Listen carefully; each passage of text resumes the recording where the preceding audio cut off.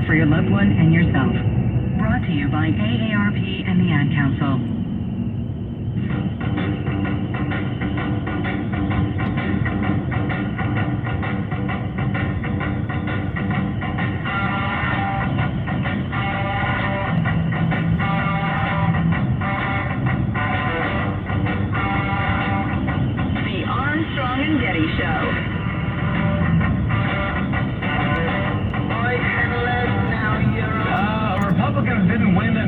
Democrats didn't lose as much.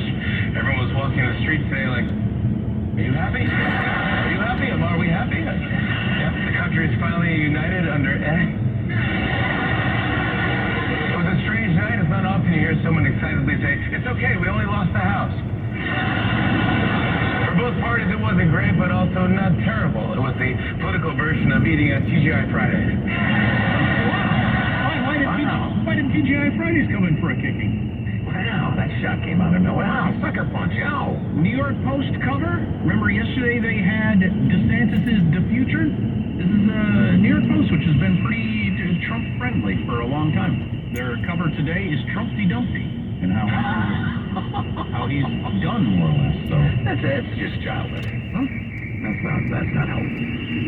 That's funny. So this is something. The whole...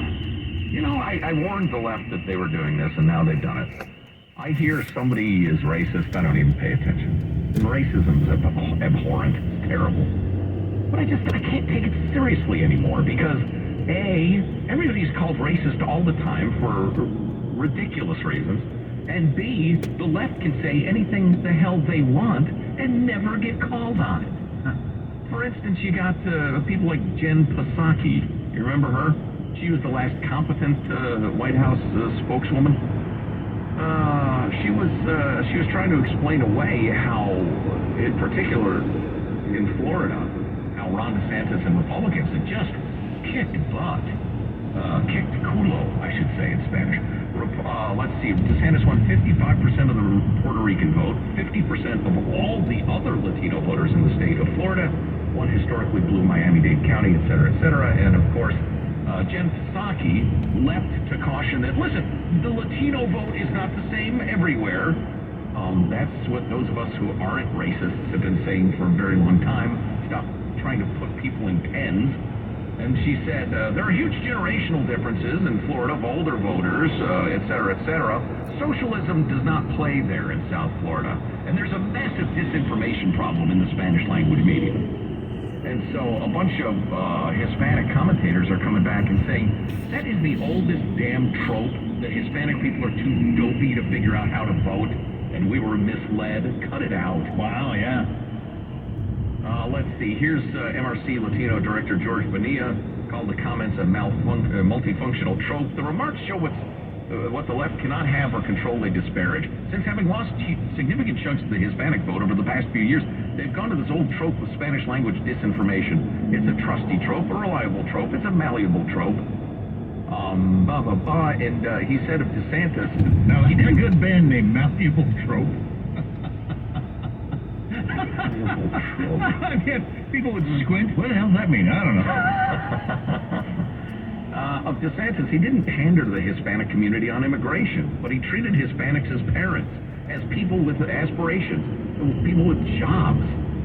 Wow, imagine that. A political party teaching or treating, minority people as if they're not just the color of their skin, that they're fully human with hopes and dreams and responsibilities.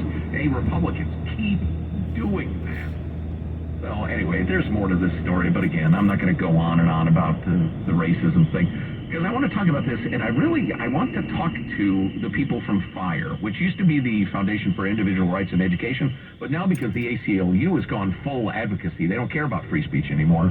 FIRE has become essentially the new ACLU. They protect free speech wherever they find it, and I'm way in favor of that. I'll tell you the reason I bring them up. The University of Chicago had offered a course called The Problem of Whiteness. The course description says, this seminar examines the problem of whiteness through an anthropological lens, drawing from classic and contemporary works of critical race theory, and approaches whiteness as a pigment of the imagination with world-making and world-raising effects. So just overt racism. Yeah, wow, that is amazing. Obviously, you can't picture doing that with any other skin color.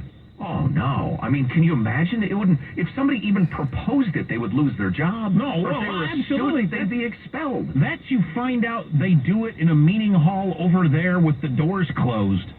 KKK stuff. Right.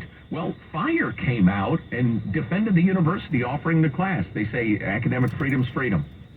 We're not going to start censoring professors. If they want to try to teach this stuff and see what happens, they should be able to do it. Huh? I don't agree. We don't really have time to get into it. More on that later. Okay. A bunch of stuff to talk about. If you miss an hour of the show, get the podcast Armstrong and Getty on demand. Armstrong and Getty. Finding great candidates to hire can be like, well, trying to find a needle in a haystack, but not with ZipRecruiter. Its powerful technology actively finds and invites qualified candidates to apply to your job. So while other companies might deliver a lot of hay, ZipRecruiter finds you the needle in the haystack. See why 4 out of 5 employers who post a job on ZipRecruiter get a quality candidate within the first day. Try ZipRecruiter for free at ZipRecruiter.com/free. That's ZipRecruiter.com/free. Make the season even brighter with beautiful jewelry from JTV. Shop JTV.com/radio and get $25 off your purchase of $50 or more. You'll discover more than 40,000 jewelry designs and gifts.